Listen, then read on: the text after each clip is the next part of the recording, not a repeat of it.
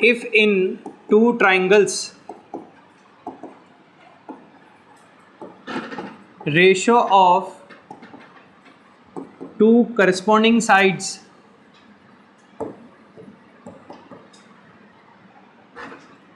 are equal and angle between those corresponding sides are also equal, then those triangles are called similar by SAS rule.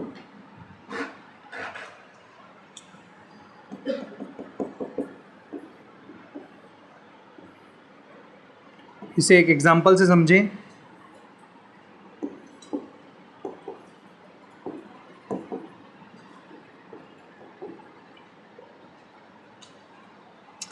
Let's suppose that कि ये है 3 centimeter, this is 2 centimetre,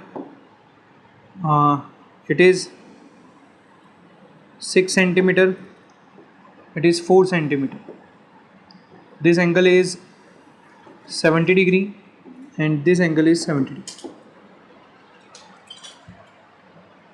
ठीक है, तो हमने ये दो ट्राइंगल लिए हैं फॉर एन एग्जांपल, और we have to check that कि क्या ये सिमिलर हैं, और अगर सिमिलर हैं तो किस रूल से हैं, और इनके CPST से हम लोग क्या क्या और कॉन्क्लूजन्स बता सकते हैं। तो ध्यान दो यहाँ पर, अगर यहाँ हम नोटिस करें इंफॉर्मेशन के अकॉर्डिंग, तो पहले एंगल पर बात करते हैं। क्या कोई करस्पॉन्डिंग एंगल नज़र आ रहा है? कौन सा नज़र आ रहा है? Angle C is corresponding to angle R। ठीक है, कोई साइड करस्पॉन्डिंग नज़र आ रही है? तो बताओ BC के करस्पॉन्डिंग क्या नज़र आ रही है? कौन सी नज़र आ रही है? PR। ठीक है, और AC के करस्पॉन्डिंग QR। ये बात सबको समझ में आ रही है? ठीक है, तो नाउ अगर यहाँ पर सिमिलरिटी डिक्लेयर करनी है तो उसके लिए कोई ना कोई रूल यूज़ आना चाहिए, और अभी तो फिलहाल हम SAS रूल का यूज़ देख रहे हैं, तो लेट्स सी कि SAS रूल यहाँ यूज़ आ पाएगा। तो देखते हैं, सबसे पहले करस्पॉन्डिंग साइड्स का रेशियो चेक करते हैं, BC अपॉन PR, इसको चेक करते हैं। तो BC कितना है? 3, और PR कितना है? 2, तो 3 अपॉन 2 आ गया। ठीक है, AC अपॉन QR,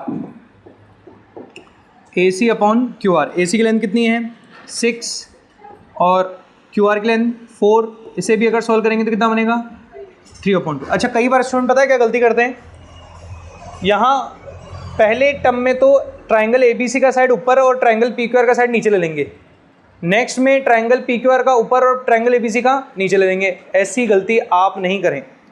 ठीक है, हमेशा एक ट्राइंगल के पार्ट्स को न्यूमरेटर में और दूसरे ट्राइंगल के पार्ट को डिनोमिनेटर में लिखने चाहिए, उनकी प्लेसेस को चेंज नहीं करना है। तो क्या यहाँ पर रेशियो सेम आया? Here BC upon PR is equals to what? AC upon QR। लेकिन क्या इतने से कह सकते हैं ट्राइंगल आर सिमिलर? नहीं, क्योंकि SS नाम से कोई रूल नहीं है हमारे पास। ठीक है, तो दो साइड अगर इक्वल, दो साइड्स का रेशियो अगर इक्वल आ गया तो अब एक पार्ट बाकी है, that is what? Angle between them.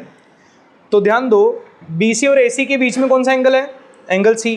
कितना है? 70। PR और QR के बीच में एंगल कौन सा है? Angle R। कितना है? 70। तो क्या यहाँ angle C is equals to angle R है? तो हाँ, ये क्वेश्चन में हमें गिवन है।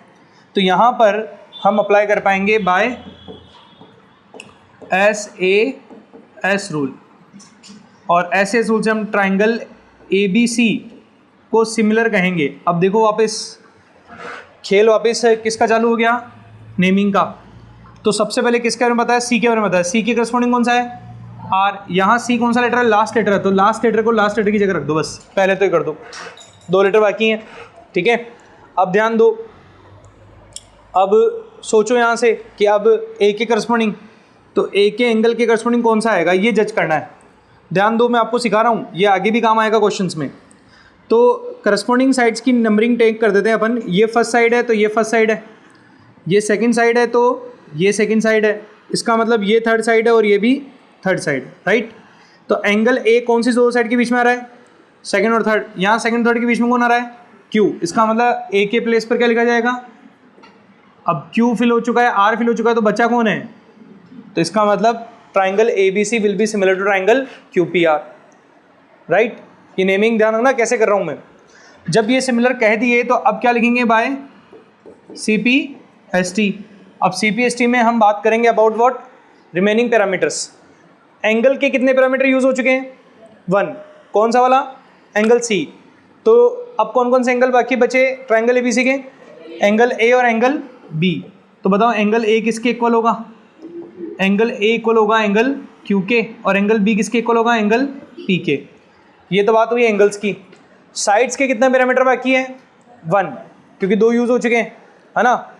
अब ध्यान दो बेटा, यहाँ साइड का 1 पैरामीटर ही बाकी है, लेकिन उन दोनों साइड्स का रेशियो किसी के तो इक्वल दिखाना पड़ेगा, और किसके इक्वल दिखाना पड़ेगा, रिमेनिंग साइड्स के रेशियो के इक्वल दिखाना पड़ेगा। तो अकेला मैं ये तो लिख नहीं सकता ना यहाँ पर कि it means A B upon P Q, A B upon P Q. इतना लिखने से काम हो जाएगा क्या, इससे कोई सेंस निकल रहा है तो सेंसलेस है। A B upon P Q क्या कहना चाहते हैं अपन, कुछ नहीं कह पा रहे हैं अभी। तो हमें बताना पड़ेगा कि ये A B upon P Q का रेशियो भी उतना ही होगा जितना B C upon P R का है और A C upon Q R का है।